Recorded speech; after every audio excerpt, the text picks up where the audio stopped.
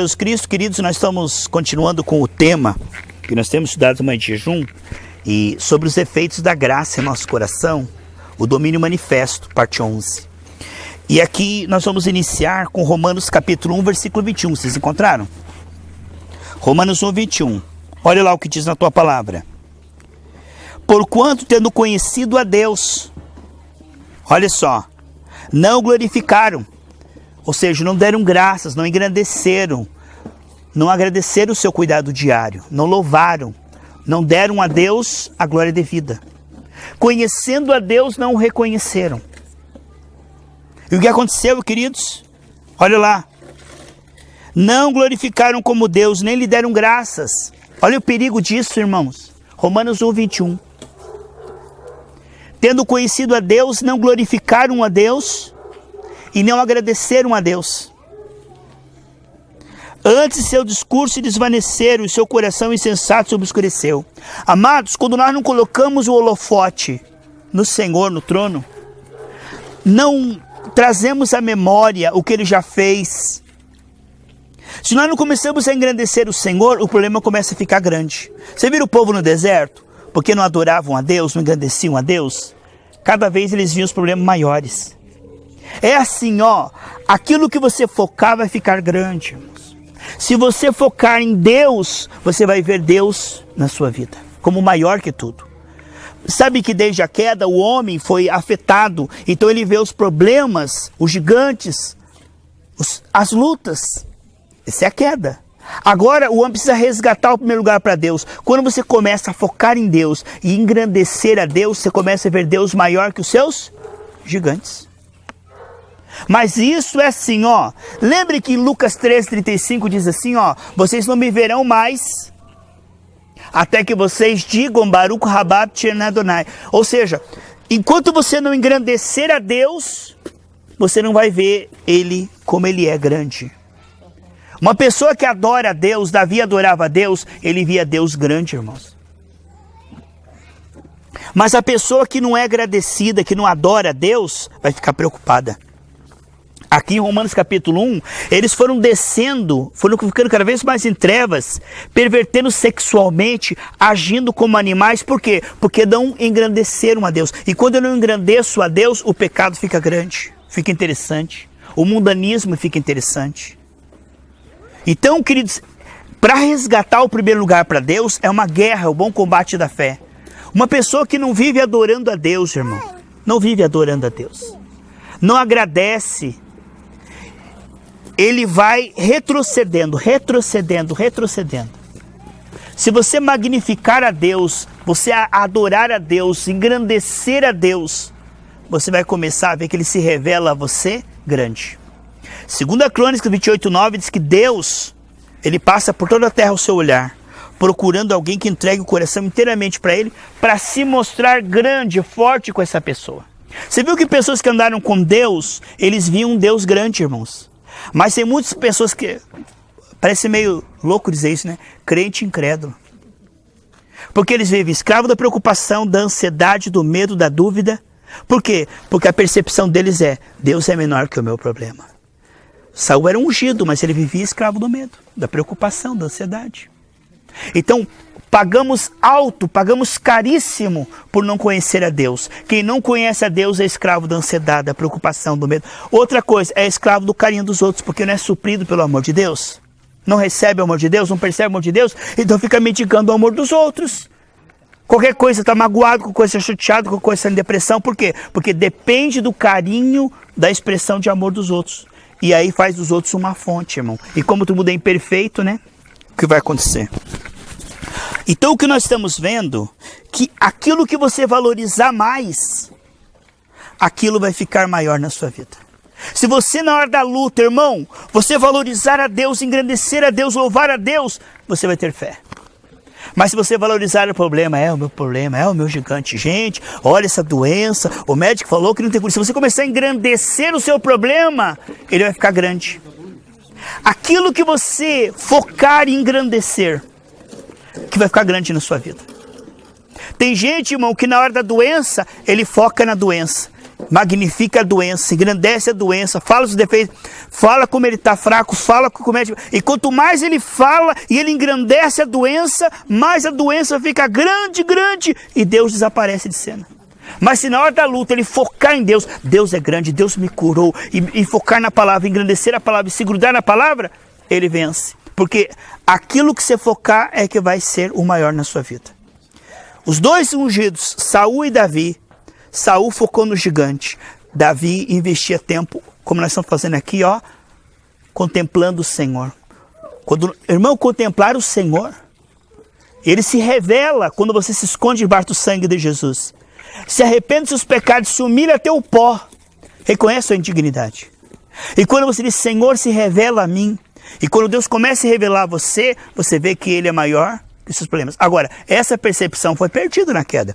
Por isso que a Bíblia diz em Oséias 6,3, conheçamos e prossigamos em conhecer o Senhor. A coisa que as pessoas percebem desde a queda é suas fraquezas, a falha dos outros, o que está faltando. É isso que as pessoas percebem. Porque dessa matemática o quadro todo foi tirado. O homem tinha comunhão com Deus. Ele tinha comunhão com Deus. Mas hoje, você pode ver, a pessoa se sente abandonada por Deus, Deus não está me ouvindo, se sente longe de Deus, separada de Deus e fraca. Agora, somente Deus vai se revelar a quem, irmãos? A quem toma a graça e adora a Deus em espírito e em verdade.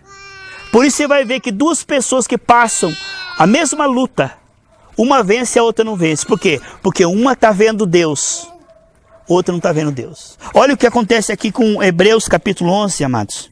Versículo 25. Hebreus 11, 25.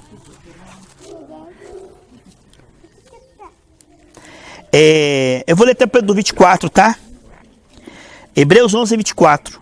Então, o que é que Moisés focou, irmãos? No prazer do pecado? Não. Ele focou em Deus. Por isso ele tomou a atitude sábia. O que faz nós renunciar ao pecado? Perceber que existe uma vida eterna e que existe um Deus. O que faz com que nós perdoamos nossos inimigos? O fato de que Deus nos ama e que Ele nos perdoou. Quer dizer, quando você começa a focar Deus, você começa a tomar atitudes sábias. Mas quem não vê Deus só pensa no temporário. Olha o que diz aqui. Você sabe que na linha sucessória Moisés tinha grande chance de ser o próximo faraó.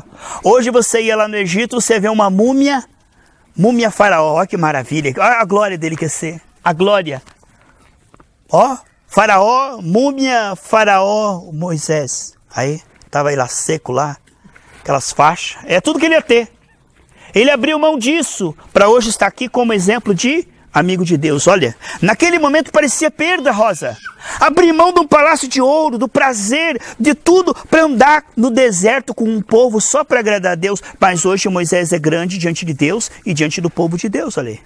Ele tomou uma escolha sábia. Hoje nós sabemos que ele tomou uma escolha sábia, mas naquela época não parecia. Olha o que diz aqui, Hebreus 11, 24, encontraram? Pela fé, Moisés, já sendo grande, recusou-se chamado filho da filha de Faraó, escolhendo antes ser maltratado. Ele escolheu antes ser maltratado com o povo de Deus que por um pouco de tempo ter o prazer do pecado. Ele falou, o pecado é por um tempo, mas a vida é eterna. Há uma eternidade. Ele foi sábio da sua escolha. Continue. Tendo por maiores riquezas o opróbrio de Cristo. Ele falou, melhor é sofrer com Cristo, é ser desprezado por Cristo, ser visto como gentinha, como crentinho. Ele falou, isso para mim é melhor. Mas por quê? Por que ele fez isso, irmão? A Bíblia diz que ele fez isso porque ele viu Deus. Senão você não tem comparativo, irmão. Pecado está aqui, aí você não está vendo nada, só tem essa opção. Quando você começa a ver Deus, aí você tem algo para comparar. Continua a leitura. Escolhendo, tendo por maior riqueza o vitupério de Cristo do que o tesouro do Egito, porque tinha em vista a recompensa. Pela fé deixou o Egito, não temendo a ira do rei, ele podia ser morto, porque ficou firme como vendo o invisível. Então ele teve por maiores riquezas, ou seja, ele valorizou mais. Porque ninguém pode valorizar mais Cristo se ele entrega o seu pecado. Alguma coisa está em primeiro lugar na nossa vida, irmão? Ah, eu sou cristão, mas não abro mão do vício. Ah, eu sou cristão, mas não abro mão da mentira. Eu sou cristão, mas eu engano, eu furto, eu maltrato as pessoas. Não, não, não. Alguma coisa está em primeiro lugar na nossa vida. alguma coisa está em primeiro lugar. Não existe dois em primeiro lugar. Alguma coisa está em primeiro lugar. E se Deus está em primeiro lugar, nós valorizamos mais a Deus, honramos mais a Deus. Deus diz assim, se você me honra, eu vou se revelar a você. Ele disse, se alguém me ama e me segue, eu vou me revelar a essa pessoa. Lá em João 14, 21 a 23. Então, enquanto o mundo está fazendo escolhas, Moisés está fazendo escolha. Ele diz, eu prefiro Deus. Ele honrou a Deus, ele engrandeceu a Deus, ele criou um trono e focou em Deus. Não, Deus é melhor do que tudo neste mundo. Deus é maior que os meus gigantes e é melhor que o pecado. Aqui por dentro, Deus é melhor que tudo. Aqui, no teu coração, Deus é melhor. E aqui fora, Deus é maior que as doenças. Por isso eu oro pelos enfermos, eles são curados. Se você fizer, Diego, de Deus o maior na sua vida, ele vai ser o maior nas suas circunstâncias também. Porque Davi honrava Deus e colocava Deus em primeiro lugar, não é? Na hora que Davi precisou de Deus, Deus estava lá para derrubar o gigante. Você honra a Deus, ele honra você. 1 Samuel diz, eu honro os que me honram. Peça para o Senhor, Senhor, ajuda eu magnificar o Senhor na hora da luta. Glorificar, engrandecer. Não fica engrandecendo, não tem problema não. Ah, nós somos gafanhotos, lá tem gigante. Deus está conosco, eles são incircuncisos. A promessa de Deus está conosco. Irmão, olha, a fé sem obras é morta. Cuidado com o que nós falamos. Revela a nossa fé, a nossa incredulidade. Focar em Deus, valorizar a Deus, estimar a Deus. Estimar, onde está o teu tesouro, está o teu coração. Moisés estimou, valorizou, honrou, escolheu, engrandeceu, magnificou. Nós precisamos devolver o primeiro lugar para o Senhor. Porque desde a queda de Adão e Eva, o homem ama mais coisas e pessoas do que Deus. Agora devolver o primeiro lugar para Deus é um milagre. Amarás o Senhor teu Deus de todo o coração. Quando você devolve o primeiro lugar para Deus, ele começa a se revelar a você. E quando ele começa a revelar a você, você começa a ver que é amado, que é suprido, que é mais que vencedor. Aí você não tem informações teológicas, você tem a revelação de primeira mão, porque Deus se revela àqueles que o adoram em espírito e em verdade. E se Deus se revelar a você, você ficará forte, a tua fé vai funcionar. Porque ninguém pode confiar em quem não vê, ninguém pode confiar num Deus desconhecido, você só confia em quem você conhece, e Deus quer se revelar a você. Aqui nós vemos, pega lá em Números 13, lá no começo da Bíblia, tá? Gênesis, Êxodo, Levítico, Números, é o quarto livro da Bíblia, capítulo 13. Então, a única voz que importa é a voz do Senhor naquele dia, servo bom e fiel, amém? Aprovação de Deus. O que adianta sermos famosos na mídia, grande, importante, ricos, se naquele dia Deus disser, não te conheço, né? Você é famoso lá no céu, os anjos te conhecem, o Pai, o Filho, o Espírito Santo te conhecem. Aqui na terra não importa. O que importa realmente é o que Deus pensa de nós. Aqui em Números 13, ó, tem dois grupos de pessoas aqui, ó. Números 13, 30 e 31. Aqui tem dois grupos de pessoas. Um grupo menor de 2 que honraram a Deus e esses 2 entraram na terra prometida. E um grupo de 10 que não honraram a Deus e morreram no deserto.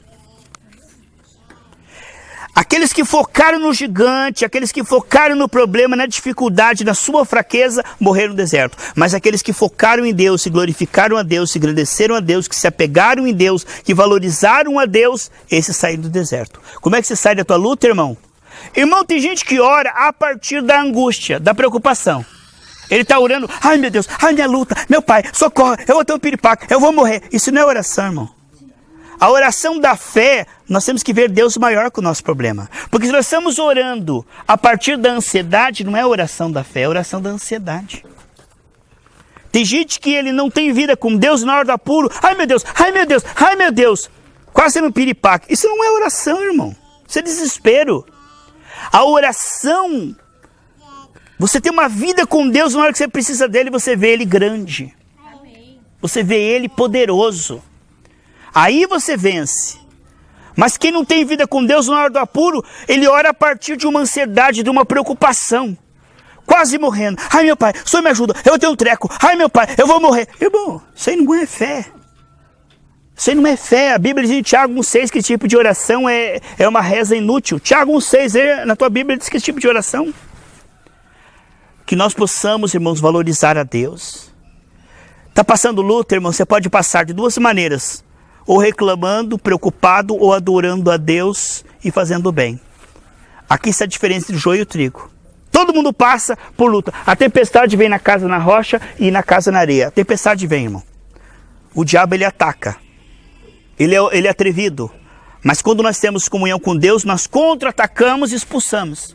Por que a Bíblia diz resistir ao diabo? Porque ele ataca. Por que a Bíblia diz expulsar demônio? Porque ele aparece. Ele aparece. Se ele não aparecer na tua frente, irmão, é porque ele está andando do teu lado. Quem não tem confronto com o capeta é porque está fazendo a vontade dele. Porque se tiver contra o capeta, uma hora ou outra ele aparece o chifre, ele vai tentar contra você. Agora, se o inimigo tenta e ele tenta mesmo, nós temos comunhão com Deus e vida com Deus, aí nós temos fé, irmão. Aí nós temos fé. Aqui em Números 13, 30. E a nossa fé vai aparecer no que, irmão? Na hora da prova, na hora da tempestade. Quando é que vai aparecer a nossa fé? Quando ela for provada. Aí eu tenho fé, eu sou fezudo. A hora que vem a luta, eu vou morrer. Entendeu? Como é que você sabe que você tem fé? Na hora da prova, na hora da tempestade, irmão. É ali que você vê se a casa está afundada na rocha ou não está. Aqui, como é que nós vemos a fé de Josué e Caleb? Pelas suas palavras, pelas suas atitudes. Tem pessoa, irmão, que é crente, mas na hora da luta, eu vou me matar. Ai, meu Deus do céu, Deus me deixou. Ué? Que dele o Espírito Santo na sua vida, né? Que dele. Números 13, 30 diz assim: então Caleb fez calar o povo perante Moisés e disse: subamos animosamente, possuamos a herança, porque certamente prevaleceremos. O que é que Josué e Caleb disseram? O que Deus falou com eles. Eles falaram para circunstâncias o que Deus falou com eles. O relatório deles foi: o que Deus falou eu vou falar. O que Deus falou da tua doença, pelas suas pisaduras já fui sarado. O que Deus falou das suas dívidas, que Ele já supriu todas as suas necessidades e que você terá 12 ser cheios. O que Ele falou da sua família, Atos 16, 31. Crê no Senhor Jesus, será salvo tu e toda a sua família. O que Ele falou do seu ministério, João 15, 16. Eu fiz de você um vaso frutífero, que você vai ganhar nações e que você vai ganhar fruto que permanece e que você vai dar bom fruto. É isso que Deus disse. Mas na hora da luta, se somos carnais, o que vamos repetir? A cartilha do capeta. Porque o que eles disseram, irmãos, Deus chamou de mau relatório. Mas o que eles disseram só o que eles viram, irmão. Tinha gigante lá? Tinha. Tava difícil mesmo? Tava. Eles repetiram as circunstâncias. E tem gente que fala assim: eu não estou murmurando, eu só estou falando do meu problema. Eu estou falando de... Não, Deus chama isso de mau relatório. Quando você não confessa a palavra... Não, pastor, eu só estou falando que é grave mesmo minha doença, que ela é rara, que já morreu 15 esse mês. É isso? Então, parece... que não é murmuração, mas Deus diz que isso é mau relatório e murmuração. Quando você fala circunstância, você não está falando a fé. Jogar luz nas trevas, amém, queridos? E no 31, o que foi que eles disseram? Porém, os homens que com eles subiram disseram: não podemos. O que Deus havia dito? A terra é de vocês. O que eles disseram? Não podemos. Por quê? Porque nós somos fracos. Por quê? Porque nós somos gafanhotos. Por quê? Porque eles são gigantes. Eles olharam para si sem promessa. Aqui está falando um povo que se vê separado de Deus e sem promessa. Um povo que tem promessa e tem Deus, mas está falando como quem não tem Deus e não tem promessa. E Josué e Caleb, Deus está conosco, nós podemos, Ele falou que nós podemos. Então inclua Deus e as promessas de Deus. Se você não falar como quem tem promessa, a promessa vai escapar da sua vida. Tem gente, irmão, que na hora da luta ele não fala promessa, ele fala luta. Ele fala o problema. Você crê que Deus vai fazer um milagre no nosso coração nessa manhã, amados? Vai mudar nossa linguagem, irmão. Ô Tomé, não seja incrédulo, mas seja crente, ele disse, né? Irmãos, quantas pessoas, queridos, que podiam estar consolando outra, edificando outra, mas ainda é um duvidador ambulante. Só fala de luta, só fala de problema, só fala de... porque ninguém me ama. Quem diz que você precisa de amor das pessoas? Onde é que está na Bíblia que Deus prometeu para você que alguém vai te amar? O irmão lá não me ama. A irmã lá não gosta de mim. Aonde que está na Bíblia que Deus te prometeu que os seus irmãos vão te amar? A Bíblia diz que você tem que amar os teus inimigos, que você vai perdoar se adversário. Essa ilusão, sabe? Alice do País das Maravilhas. A pessoa se frustra porque ela está esperando aquilo que Deus não prometeu. Deus não prometeu amor de ninguém. Ele prometeu o amor dele fluindo de você e conquistando as pessoas. Aí elas vão te amar depois que você conquistá-las com o amor de Cristo. Isso demora. Porque as pessoas não são fáceis de amar. Elas são cheias de feridas, desconfianças, traumas. Então, você vê a pessoa no nível 1, não adianta criticar ela. Você só pode levar ela para o nível 2 com o seu exemplo e com a sua intercessão. Só aí você vai ajudar ela a mudar. Mas o nível 1, não adianta, irmão. A tua crítica não vai mudá-la, porque ela só está enxergando aquilo. A pessoa está enxergando aquilo, mas você está enxergando mais, você pode ajudar a pessoa. Amém? Então veja só, queridos, que o foco. O que é grande na hora da luta, irmão? O teu problema ou é Deus? O que é preocupação? Preocupação é dizer que o teu problema é maior que Deus. O que é fé? Fé é dizer que Deus é maior que o seu problema. Fé você está tranquilo, por quê? Porque Deus está comigo. Hebreus 11:6 diz que fé é crer que Deus existe, que Ele está comigo, que Ele se move quando eu oro. Sem fé é impossível agradar a Deus. Amados, a fé é custosa, por quê? Porque a voz gigante das circunstâncias, do nosso corpo, muitas vezes diz o contrário. E se nós não tivermos vida com Deus, nós não vamos ter fé. Porque a fé não vem de ficar olhando as circunstâncias. A fé não vem de olhar por vista. A fé vem de ter comunhão com Deus invisível. Você pensa que a fé vem de ficar olhando para os irmãos que te despreza? A fé vem de ficar olhando o boleto, a cobrança, a circunstância, o jornal. A fé vem de ficar ouvindo pessoa carnal. Irmão, a fé vem de ver o Deus invisível e dizer, eu estou com você, eu te amo, eu vou te ajudar. A fé vem de Deus. Eleva meus olhos para os montes, de onde virá o meu socorro. É claro que pessoas cheias de Espírito Santo podem te ajudar nesse processo, mas são poucas hoje em dia. A grande maioria, se estiver desanimado, aí coloca para baixo. É sério mesmo, acho que você vai morrer, porque eu já, fulano tal, morreu. Aí começa a aumentar mais ainda a sua incredulidade. Se você abrir teu coração com a pessoa errada, irmão, ela te leva para o buraco. Tem pessoa que se você contar o teu problema, aí ele te põe para baixo. Então cuidado, porque uma pessoa cheia de Espírito Santo, ela é como um farol na escuridão. Eu te digo, queridos, você tem magnificado, estimado, engrandecido a Deus? Na hora da luta, quem é que você engrandece? O seu problema ou Deus?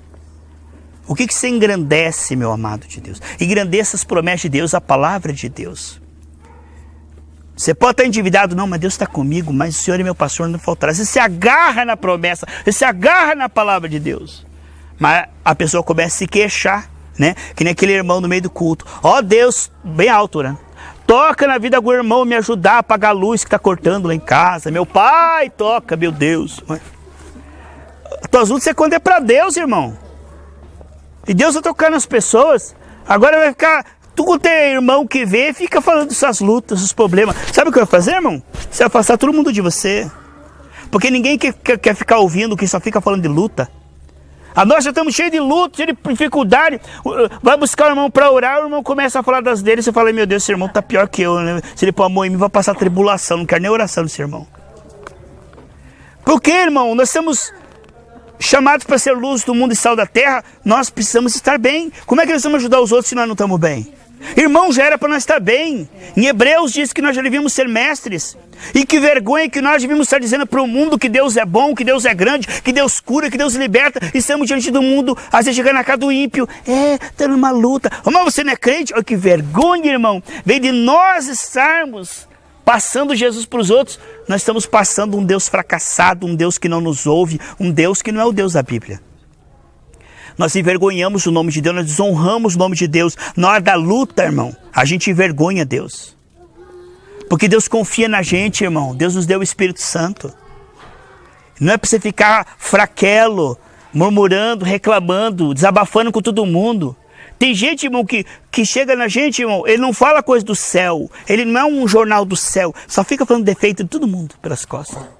Defeito desse, defeito daquele, defeito desse. Por que não intercede? Por que não jejua para Deus mudar aquilo? Não, jejuar não. Eu quero é fofocar. Irmão, quem gosta de fofocar não gosta de interceder, não. Quem gosta de interceder, ele não gosta de fofocar. Então que Deus nos ajude a acordar que um dia nós vamos chegar diante do Senhor. É pela boca que o peixe morre. E as palavras da nossa boca sejam agradáveis diante do Senhor. Queridos, quem crê que Deus vai mudar o nosso coração, nossa linguagem? Porque o mundo precisa de um povo de fé. Olha a diferença de Josué e Caleb até hoje para nós, irmãos. 6.000 anos depois aqui, ó. 6.000 anos depois aqui, ó. O exemplo não são os 10 incrédulos, são Josué e Caleb. Só eles servem de exemplo. Eu te digo, queridos, você é exemplo para os seus familiares que não creem em Cristo ainda. Você é exemplo de fé, de amor. Você é exemplo, eles falam, você crente que nem você, nunca que eu vou para a igreja para ser uma pessoa como você. Irmãos, que Deus nos ajude. Sal da terra e luz do mundo. Que o mundo possa ver Cristo em nós, queridos. Não religiosidade, mas que o mundo possa ver o fruto do Espírito Santo. Nós somos chamados a dar fruto. Eu quero orar junto com você e pedir para Deus fazer um milagre em nosso coração, irmãos. Porque Deus nos salvou com um propósito, né? Temos comunhão com Ele e ajudarmos as pessoas que estão indo para o inferno. Tem pessoa, irmão, que não adianta você falar de versículo, não.